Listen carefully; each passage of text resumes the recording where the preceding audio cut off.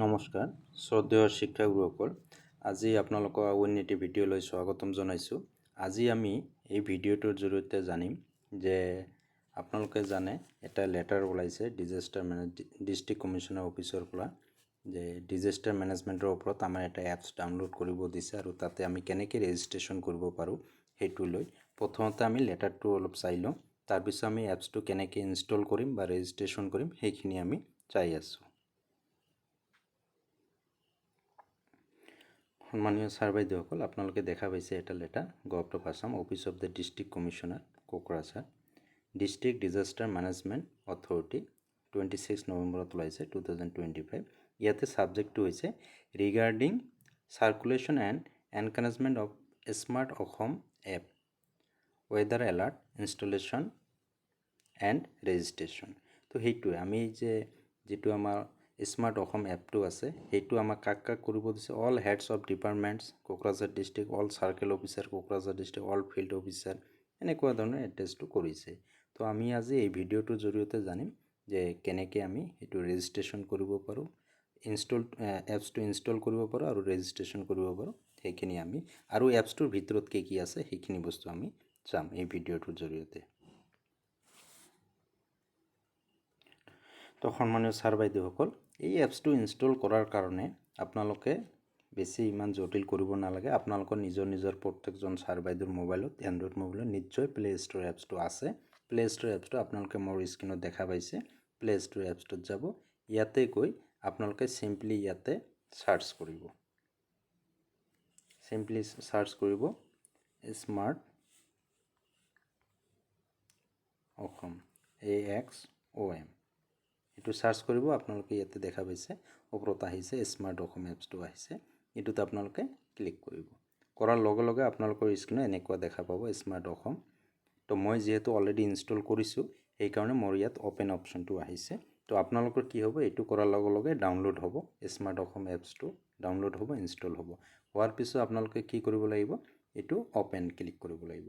Open click কৰাৰ লগে লগে আপোনালোকৰ স্ক্ৰীনত কি আহিব, নিজৰ যিটো মোবাইল নাম্বাৰ আছে সেই মোবাইল নাম্বাৰটো দি সেইটো ইয়াত বহাই দিব লাগিব। ইণ্টাৰভিউৰ মোবাইল নাম্বাৰ যিটো আছে সেইটোত বহাব লাগিব।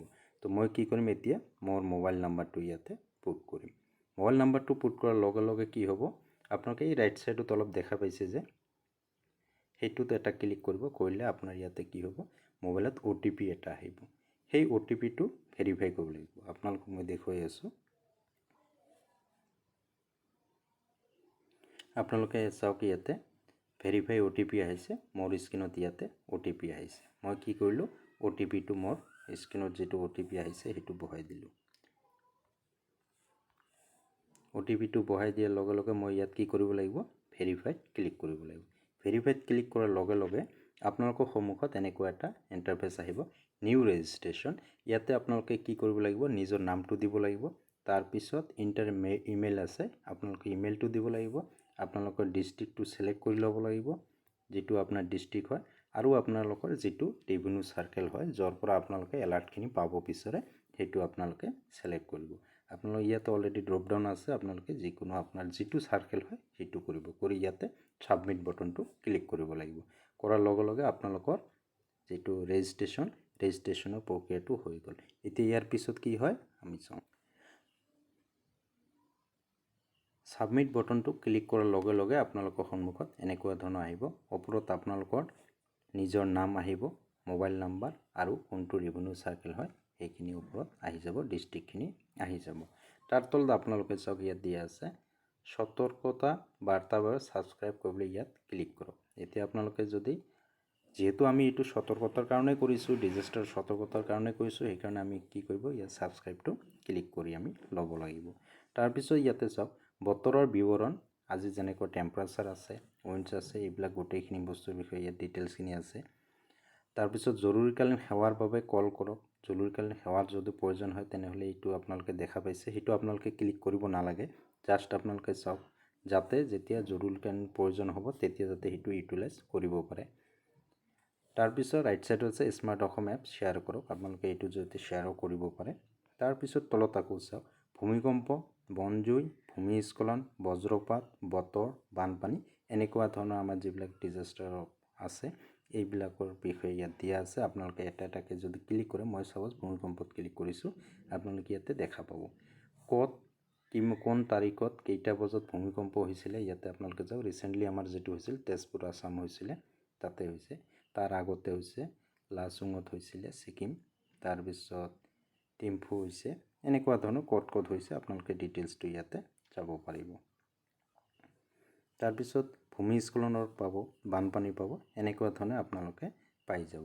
এতিয়া কথা হ'ল আপোনালোকৰ আগৰ ডাটাখিনি গোটেইখিনি সম্পূৰ্ণভাৱে ফিল আপ কৰিলে, কৰি আপোনালোকৰ ছাবস্ক্ৰাইব যিটো বটন আছে, ছাবস্ক্ৰাইব বটনটো ক্লিক কৰি ল'ব। আৰু যদি কিবা কাৰণত আপোনালোকৰ প্ৰফাইলটো সম্পূৰ্ণ হোৱা নাই, আপোনালোকৰ প্ৰফাইলটো সম্পূৰ্ণ কৰাৰ কাৰণে এই যে তলত চাওক, ৰাইট ছাইডৰ তলত ছেটিংছ আছে, এইটোত ক্লিক কৰিব। কৰি ইয়াতে আপোনাৰ প্ৰফাইলটো চাব পাৰিব। ওপৰত চাওক, প্ৰফাইল দৰ্শন কৰক, এইটো আছে। এইটোতে আপোনালোকৰ নিজৰ প্ৰফাইলটো চাব পাৰিব। তাতে যদি কিবা কাৰেকশ্যন কৰিব লগা আছে, আপোনালোকে কাৰেকশ্যন কৰিব পাৰিব। আৰু যদি ডিলিট কৰিব লগা আছে, সেইখিনিও আপোনালোকক মই দেখুৱাই।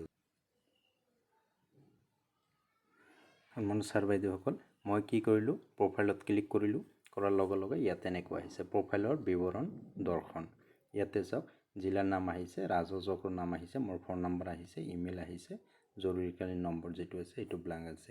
ইয়াতে আপোনালোকে যদি আপডেট কৰিব বিচাৰে আৰু কিবা এড কৰিব বিচাৰে, ইয়াতে আপডেটটো ক্লিক কৰিব। আৰু যদি আপোনালোকে লগ আউট কৰিব বিচাৰে, লগ আউট কৰিব পাৰে। আৰু যদি আপোনালোকে ভাবে মোবাইল নাম্বাৰ বা কিবা প্ৰব্লেম হৈছে, একাউণ্টটো ডিলিট কৰিব বিচাৰে, ডিলিট একাউণ্টটোত ক্লিক কৰিব লাগিব। তো এইখিনিয়ে আছিল এইটো এপছৰ বিষয়ে। এইটোৰ জৰিয়তে আমাৰ ডিজাষ্টাৰ ৰিলেটেড আমি মোবাইলত এইটো ইনষ্টল কৰি ৰাখিলে, আমি ছাবস্ক্ৰাইব কৰি ৰাখিলে, আমি এলাৰ্টবিলাক পাই থাকিম। আমি কেতিয়া বতৰ বেয়া হ'ব, কি হ'ব, এনেকুৱা ধৰণৰ পাই থাকিম। মাত্ৰ এই যিটো এপছটো মাত্ৰ আমাৰ কৰ্মচাৰী বিন্দু নহয় বা টিচাৰ সকলোৱে নহয়, সকলো বিভাগতে এইখিনি ইনষ্টল কৰিবলৈ ডিষ্ট্ৰিক্ট কমিশ্যনাৰৰ ফালৰ পৰা এইটো আমাক নিৰ্দেশনা দিছে। তো আশা কৰোঁ আপোনালোকে এনেধৰণে ইনষ্টল কৰি ল'ব। বেছি সময়ৰ কাম নাই, 2 মিনিটমানৰ সময় লাগে।